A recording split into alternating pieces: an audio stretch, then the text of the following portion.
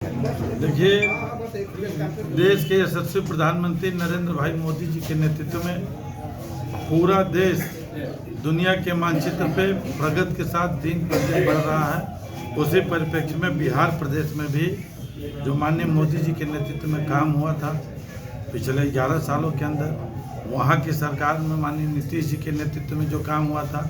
और मोदी जी और नीतीश जी की सरकारों का परिणाम रहा कि बिहार के अंदर प्रचंड बहुमत के साथ सरकार बनी। वहाँ की जनता जंगल राज को देखी थी, लालू यादव जी के चारा घोटाले को देखी थी, वहाँ के लूट पाट भ्रष्टाचार घोटाले पे घोटाला जितना हुआ था सबको याद कर रहे थे। और इसलिए नीतीश जी के और मोदी जी के नेतृत्व में जो विकास बिहार से लेकर पूरे देश में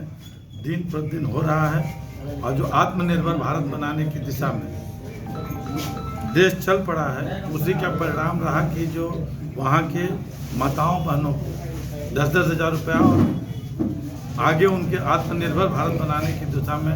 जो कदम बढ़ाया गया, जो वहाँ पे विकास किया गया, जो डेवलपमेंट का काम हुआ है, उस पे बिहार की जनता ने भरोसा किया है और उस भरोसे पे प्रचंड बहुमत के साथ सरकार। अखिलेश यादव कह रहे हैं कि एसआईआर करके बीजेपी ने खेला कर दिया वहाँ पे। अब देखिए, अखिलेश जी को समझना चाहिए कि बड़ी पार्टी की और राष्ट्रीय एसआईआर कोई नई चीज नहीं है। यह मतदाता सूची में पुनर्निरीक्षण का काम हमेशा होता रहा। उसी को विशेष रूप से जिनका नाम गड़बड़ है, जिनका नाम 2-3 बार है, जिनका नाम गलत तरीके से किसी के आ गया, उसी के पुनर्निरीक्षण का काम हो रहा है। अगर निर्वाचन आयोग किसी चीज को ठीक कर रहा है तो उसको सहयोग करना चाहिए। एसआईआर की वजह से नहीं हो रहा है, मोदी जी के विकास की वजह से हो रहा है। बिहार उत्तर प्रदेश में कौन एसआईआर था कि फिर दोबारा यहाँ पे योगी जी के नेतृत्व में बहुत लंबे समय के बाद सरकार बनी। राहुल गांधी कह रहे हैं कि हमेशा जो है बीजेपी जो है वोट चोरी करके जीत जाती है और जो मोदी जी जो है वोट चोरी करके ही प्रधानमंत्री। देखिए, राहुल जी को तो वोट चोरी पे और वोट पे बोलने का कोई अधिकार है नहीं, क्योंकि उनके नाना जो जवाहरलाल नेहरू जी भी जब देश के प्रधानमंत्री बने थे तो उस समय देश के लोगों की भावना सरदार वल्लभ भाई पटेल के ऊपर थी और 16 लोगों में से 13 लोगों ने उनके पक्ष में मतदान किया। तो ये कांग्रेस पार्टी नेहरू जी से लेके जो उनकी खानदान ये चली आ रही राहुल गांधी, ये बताए कि राज्यसभा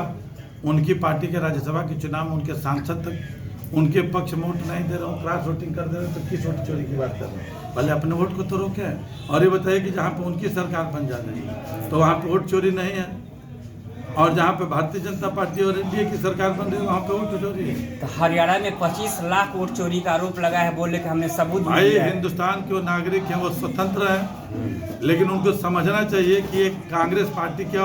अपोजिशन के नेता एक जिम्मेदार पद पर बैठे हुए, और कोई भी जिम्मेदार व्यक्ति को कोई भी बात समाज के अंदर जिम्मेदारी के साथ करना चाहिए। यह हमारा सलाह और सुझाव है कि वो एक नेता प्रतिपक्ष के रूप में एक बड़े ओहदे पर बैठे हुए, इसलिए कुछ भी कहने से पहले वो आत्ममंथन कर ले, उसका निष्कर्ष निकाल ले, उसके बाद समाज में बोले। नहीं तो जनता हास्यास्पद रूप में पप्पू पहले लेती थी, अब टप्पू के रूप में लेना शुरू कर दिया और आगे आने वाले गप्पू के रूप में लेगी,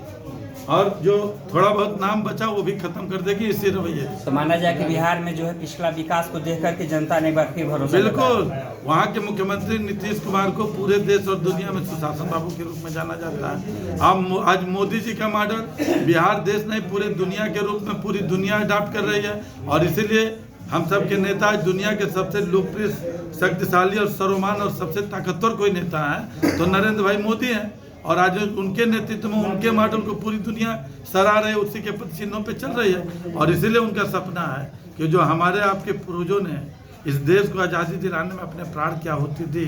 जब उनका हम शताब्दी वर्ष मनावें 2047 में, तो एक ऐसा भारत जो आत्मनिर्भर भारत हो, अपने पे पैरों पे खड़ा हुआ भारत हो, स्वावलंबी भारत हो, और दुनिया के मानचित्र में सभी क्षेत्रों में दुनिया का प्रतिनिधित्व करने वाला भारत हो, उसी की कल्पना करके, उसी सोच के साथ, उसी विजन के साथ और उसी आत्मविश्वास के साथ विकसित भारत बनाने की दिशा में मोदी जी के नेतृत्व में देश चल पड़ा है। और उसी की एक झलक बिहार का आज परिणाम कि प्रचंड बहुमत के साथ, और जहाँ जहाँ चुनाव हुआ, चाहे हरियाणा हो, महाराष्ट्र हो, दिल्ली में हम 27 साल के बाद आए हैं। अब बंगाल की बारी है, असम में हमारी सरकार है, और यूपी और गुजरात की तैयारी चली रही है।